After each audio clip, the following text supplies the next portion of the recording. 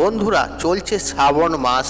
এই শ্রাবণ মাস দেবাদিদেব মহাদেবের ওপর সমর্পিত একটি মাস। বাবা ভক্তরা সারা বছর অপেক্ষা করে থাকেন শ্রাবণ মাসের জন্য।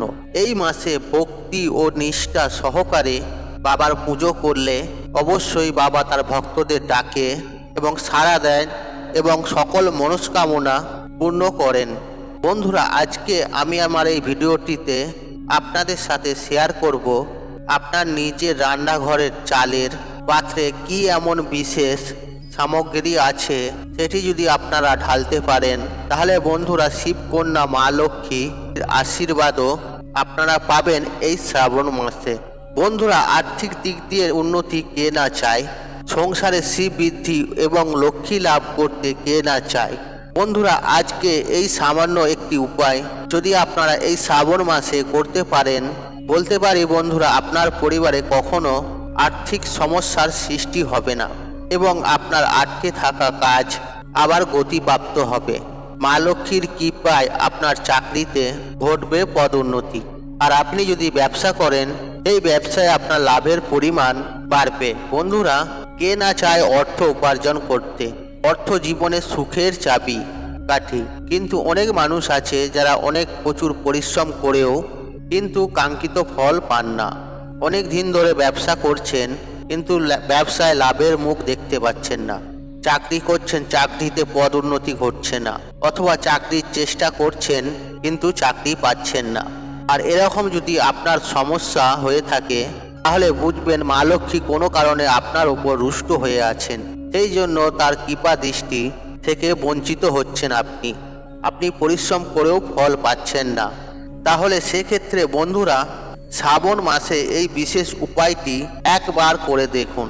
আমি আপনাদের 100% গ্যারান্টি দিচ্ছি, যদি এই উপায়টি সঠিকভাবে করতে পারেন, তাহলে মা লক্ষ্মী আপনার ওপরে অবশ্যই প্রসন্ন হবে।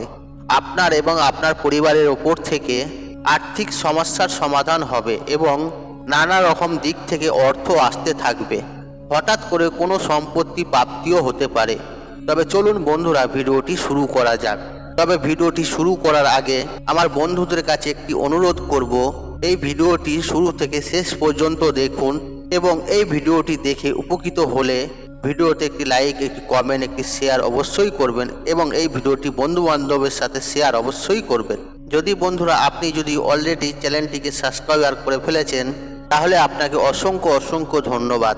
বন্ধুরা, এই উপায়টি আপনারা করতে পারেন শ্রাবণ মাসে শুক্রবার, শনিবার অথবা শ্রাবণ মাসে চতুর্থ এবং শেষ সোমবারে।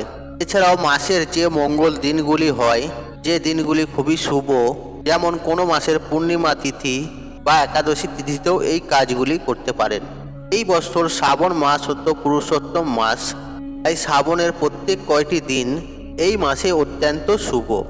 ভগবান শ্রীকৃষ্ণ এই মাসকে পুরুষোত্তম মাস হিসেবে গণ্য করেছে। পারমাসিক কাজকর্মের জন্য এই মাসটি অত্যন্ত শুভ। এই মাসে যে কোনো দিন আপনি করতে পারেন, অথবা শ্রাবণ মাসের চতুর্থ ও শেষ সোমবার আসতে চলেছে এবং শেষ সোমবার আপনারা এই উপায়টি করতে পারেন।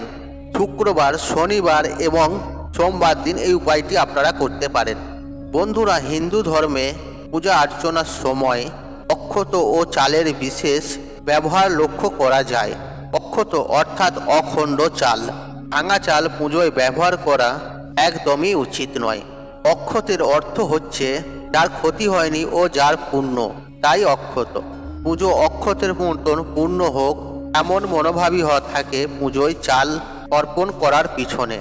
পুজোয় কোনো বাধা না আসার কামনায় লুকিয়ে থাকে এর মধ্যে। এই অখণ্ড চালই পুজোর গুরুত্বপূর্ণ সামগ্রী। যে কোনো পুজোয় এই অক্ষত ছাড়া পুজো অসম্পূর্ণ এবং আপনার জীবনে সঠিক সমস্যায় ঘিরে থাকা জ্যোতিষীর বর্ণিত অক্ষত চালের এই উপায়টি করে আপনারা এটি থেকে মুক্তি পেতে পারেন। বন্ধুরা, এই উপায়টি করতে আমাদের যে প্রথম সামগ্রী লাগবে সেটি হলো অক্ষত চাল এবং তার সাথে লাগবে হলুদ এবং একটি 16 আনা। কিভাবে এই তিনটি সামগ্রী ব্যবহার করবেন বলার আগে আমি সকল বন্ধুদের অনুরোধ করব, ভিডিওটি স্কিপ না করে দেখুন, কারণ ভিডিওটি স্কিপ করে দেখলে আপনারা সম্পূর্ণ তথ্য পাবেন না। জানেন তো বন্ধুরা, অল্প বিদ্যা ভয়ঙ্করী, তাই বন্ধুরা সম্পূর্ণ জ্ঞান নেওয়ার চেষ্টা করুন। ভিডিওটি স্কিপ করে দেখলে হয়তো কিছু কথা বাদ পড়ে যাবে এবং তাতে আপনারা সম্পূর্ণ উপকার পাবেন না। বন্ধুরা, এই উপায়টির জন্য আমাদের লাগবে কাঁচা হলুদ। আপনারা হলুদের গাঁটও নিতে পারেন। আপনারা যদি কাঁচা হলুদ প্রয়োগ করতে পারেন তাহলে আপনারা সর্বদা ফল পাবেন। কাঁচা হলুদের একটা কোয়া হলেও যথেষ্ট। সেই কাঁচা হলুদটি আপনারা সামান্য জলে ভিজিয়ে নিন, তাতে আপনারই সুবিধে হবে। স্নান সেরে শুদ্ধ বস্ত্র পরে ঠাকুর ঘরে চলে এসে 21টি অক্ষত নিয়ে নেবেন। যদি সম্ভব হয় একটি লাল রঙের সিল্কের কাপড় নিয়ে নেবেন, ছোট্ট সাইজের। ভালো করে বেছে বেছে 21টি অক্ষত আতক চাল তার মধ্যে নিয়ে নেবেন এবং যে হলুদটির কথা বললাম জলে ভিজিয়ে রাখবেন সেটিও ভালোভাবে বেটে নেবেন। বেটে নেওয়া যে হলুদটি সেটি চালের সাথে ভালোভাবে মাখিয়ে হলুদ চাল তৈরি করে নেবেন। 21 দানা হলুদ চাল লাল রঙের রেশমি কাপড়ে তার সঙ্গে একটি 16 আনা নিয়ে ঠাকুরের পুজো স্থানে রাখবেন। ঠাকুরের সিংহাসনে এবং মা লক্ষ্মীর পায়ের কাছেও রাখতে পারেন। আর ঠাকুর ঘর থাকলে আপনারা সেখানে অবশ্যই প্রথমে রাখবেন পুজোর আগে। তারপরে ভক্তি ভরে মা লক্ষ্মীর পুজো অর্চনা করবেন। যেহেতু শ্রাবণ মাস চলছে, এই শ্রাবণ মাসে হরগৌরীর পুজো করতেও ভুলবেন না। এই চালের পুঁটুলিটি কিন্তু ঠাকুরের সিংহাসনের ওপরেই রাখবেন যতক্ষণ আপনি পুজো করছেন। পুজো হয়ে যাওয়ার পরে কিছুক্ষণ সেই পুঁটুলিটি মায়ের পায়ের কাছে রেখে দিন। কিছুক্ষণ পরে আপনি যখন প্রসাদ তুলবেন তখন সেই পুঁটুলিটি মায়ের চরণের কাছ থেকে সরিয়ে নিন। তারপরে সেই পুঁটুলিটি নিয়ে চলে আসুন রান্নাঘরে এবং রান্নাঘরে নিজের চালের পাত্রের মধ্যে সেই পুঁটুলিটি রেখে দিন। সেই পুঁটুলিটি খুলে হলুদ রঙের চাল 1 টাকার কয়েনটি চালের জায়গায় আপনারা ঢেলেও দিতে পারেন। যদি আপনারা সেই চালের পুঁটুলিটি চালের জায়গায় রাখতেও পারেন। শাস্ত্র মতে পূজা অর্চনায় হলুদ চাল ব্যবহার করে শীঘ্র দেবী দেবতা তাদের আশীর্বাদ লাভ করা যায়। কোনো দেবী দেবতাকে আমন্ত্রণ জানানোর জন্য চাল হলুদ করা হয়। মনে করা হয় হলুদ রঙের চাল দিয়ে দেবী দেবতাদের আমন্ত্রণ জানালে তারা অবশ্যই সেই বাড়িতে পা রাখেন। আপনি যদি পার্সেও কয়েক দানা হলুদ রঙের চাল রাখেন তাহলে আপনার পার্সেও কখনো পয়সার অভাব হবে না, পয়সা কখনো শেষ হবে না। যদি বন্ধুরা শারীরিকভাবে আপনাদের সংসারের মঙ্গল করতে চান এবং সবার আর্থিক উন্নতি চান এবং পরিবারের সবার আগ্রহতি চান তাহলে নিজের পার্সে না রেখে রান্নাঘরে চালের পাত্রে সেই পুঁটুলিটি রাখুন, অথবা সেই হলুদ চালগুলো লাল পুঁটুলির থেকে খুলে আপনারা চালের জায়গায় ঢেলেও রাখতে পারেন। জানেন তো বন্ধুরা, কোনো বাড়ির বাস্তু থেকে শুরু করে সেই বাড়ির ভালো মন্দ এবং বাড়ির প্রত্যেকটি সদস্য সের মঙ্গল অমঙ্গল সমস্ত কিছু নির্ভর করে এই রান্নাঘরের ওপর। আর এই রান্নাঘরের সবথেকে গুরুত্বপূর্ণ জিনিস হলো চালের ভাণ্ডার। আর এই চালের ভাণ্ডারে মা লক্ষ্মীর বাস। এই চালকে স্বয়ং মা লক্ষ্মীর রূপ বলে মানা হয়। তাই চালের পাত্রে মা লক্ষ্মীর আশীর্বাদ প্রাপ্ত হলুদ চাল আপনারা রাখেন তাহলে সেই বাড়িতে অর্থ আগমন হতে বাধ্য।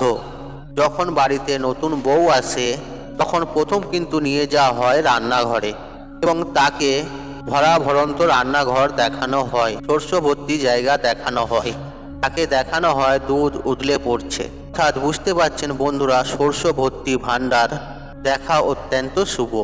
তাই বাড়ির চালের পাত্র কখনোই খালি না থাকে সেই বিষয়ে বাড়ির মহিলারা বিশেষভাবে খেয়াল রাখবেন। এই উপায়টি করার আগে কিছু শর্ত আছে, সেই শর্তগুলি মানতে হবে। আর যেদিন আপনারা এই উপায়টি করবেন সেদিন আপনারা ঘরে কোনো আমিষ জাতীয় খাবার গ্রহণ করবেন না এবং গৃহে নিয়ে আসবেন না। অর্থাৎ রান্নাঘরে কোনো আমিষ জাতীয় খাবার রান্না করবেন না। অর্থাৎ সেদিন বাড়ির সবাই নিরামিষ আহার গ্রহণ করবেন। সেদিন মা লক্ষ্মীর পূজা অর্চনা করবেন। আর আপনি যদি ঈশ্বরের একনিষ্ঠ ভক্ত হন তাহলে মনের ভক্তি শ্রদ্ধা রেখে তবেই করবেন। নাস্তিক ব্যক্তির ওপর এই উপায়টি কাজ করবে না। শুদ্ধ মনে, শুদ্ধ দেহে, শুদ্ধ বস্ত্র পরে এই উপায় বা ক্রিয়াটি করবেন বন্ধুরা। তাই আজকের মতন বিদায় নিলাম। আশা করি ভিডিওটি দেখে উপকৃত পেয়েছেন। তাহলে ভিডিওতে একটি লাইক করুন, একটি কমেন্ট করুন, একটি শেয়ার করুন এবং বন্ধু বান্ধব আত্মীয়জনদের সাথে শেয়ার অবশ্যই করুন। মনে রাখবেন, আপনার একটি শেয়ার অনেক মানুষকে উপকৃত করে তুলতে পারে। আর আপনি যদি আমার চ্যানেলে নতুন হয়ে থাকেন তাহলে চ্যানেলটি অবশ্যই সাবস্ক্রাইব করুন এবং পাশে থাকা নোটিফিকেশন অন রাখুন, কারণ এই রূপ নিত্য নতুন ভিডিও সবার আগে দেখার জন্য। ঈশ্বর আপনার মঙ্গল করুক, আপনি সুস্থ থাকুন, নিরোগ থাকুন, আপনার দিন মঙ্গলময় হোক। ওং নমঃ শিবায়, ওং নমঃ শিবায়।